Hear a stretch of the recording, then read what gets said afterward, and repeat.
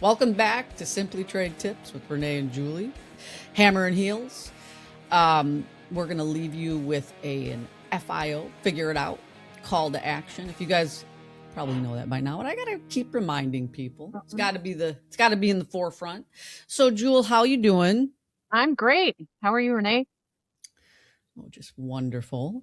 So, what are we talking about today? So today, I think we're wrapping our tech and trade series with a quick recap. And the part that kind of everybody tends to ask for is who to call when you're ready to automate. Yeah, exactly. Who do we call? And we've covered a lot in this series. We covered product and entity data, importing and exporting, the day-to-day, learning, auditing. So we want to kind of give you a cheat sheet. This is probably our cheat sheet episode, right? What the tech does and the company names you can leverage, right? So we're going to kind of give just a high level review of different companies. We're not going to go into great detail, but just so you guys know who's who and what's what. So our disclaimer, the information we are providing is based on experience. However, many tech trade companies have entered the space in the last few years, in the last year even maybe, with the onset of tariffs. As a result, these companies should be considered as an option to review, and any good buying activity should research the players just before an RFP or request for pricing.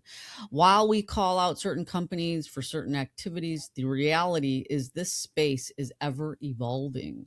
So they may offer additional capabilities. So, basically we may not be all encompassing. And so keep that in mind as we're giving you our cheat sheet. All right, so let's hit an episode 1 recap. So we cover just the big picture. Trade is too complex to run on spreadsheets forever. We covered that tech isn't about replacing trade terms. It's about making them faster, more consistent, and audit ready. Right. And your trade program relies on tribal knowledge and heroics. Tech gives you structure. A lot of trade programs rely on tech or on heroics. So think data in, decisions out. That's awesome. That's the great. Right. Yeah. And your proof is stored. Yeah. That's exactly what we want. And the foundation really starts with product and entity data and then expands into import and export education, learning, and auditing, which we covered in future episodes. Okay, so that's our episode 1 recap. So episode 2, product and entity. It was about tech that organizes and assigns trade requirements to products and entities, companies, and specific products coming in. This is where compliance becomes scalable because you have, depending on volume. Right. So first up, we talked about classification and denied screening.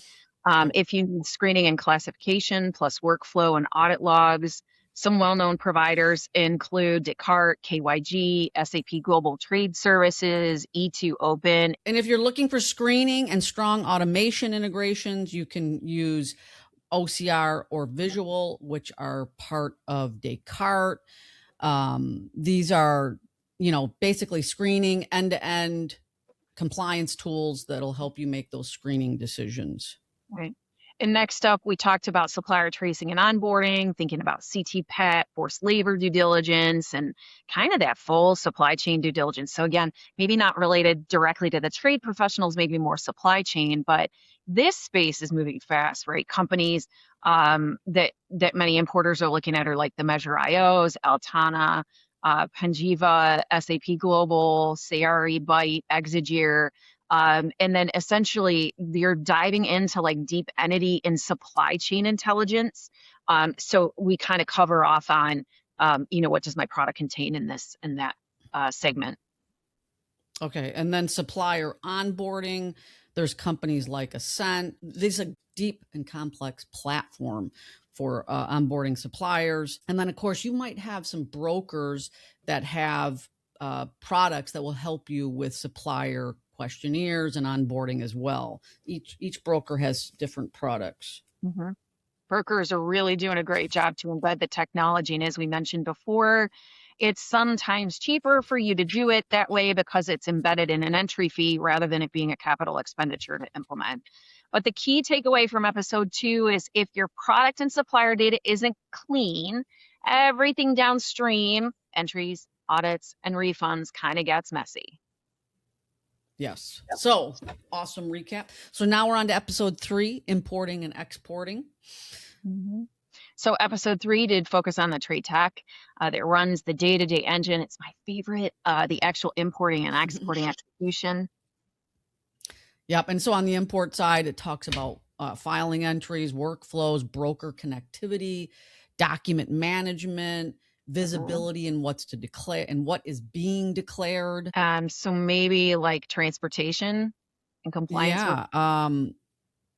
TMS systems such as Blue Jay, which is now part of E2 Open.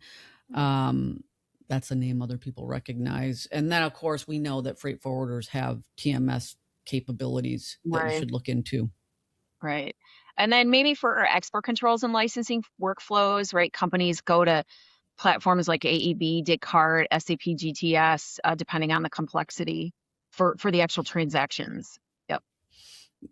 It's important to continue to not forget, for importers and exporters using brokers and forwarders, their own tech stack might include tools that you can use externally, many times at no cost for implementation, except for implementation. One tool that comes to mind, or a couple tools, is CargoWise and Flexport. So be cautious, since the introduction of these types of tools are generally late, and and the consequences are already occurring. Tariffs are upstream, so you need that up in your company, maybe in new product development, things like that. So anyway, that is our episode 3. Jewel, we're on to episode 4. Yep. Learning and tech. This, as we know, this was one of my favorites. But Julie and I kind of talked about how does technology help in learning, because there isn't one time onboarding event. It's a continuous process learning. Right. And especially with tariffs, UFLPA, shifting enforcement priorities, the best teams kind of build this repeatable learning path, the role-based, bite-size, embedded, trackable, right, for audit purposes we discussed. Yes. Yeah. And right now, we know that the trade professionals are using learning platforms like Global Training Center. Our company actually has that capability of adding training to your LMS. So keep that in mind. I got to give the plug. And episode 5 was trade technology and auditing. And this is where companies find savings and reduce risk. And I think here, auditing tech, we discussed, helps you test imports and export transactions at a giant scale. So classification, including special tariff consistency, valuation flags, FTA claims, PGA data, entry accuracy, it's all in. Yes.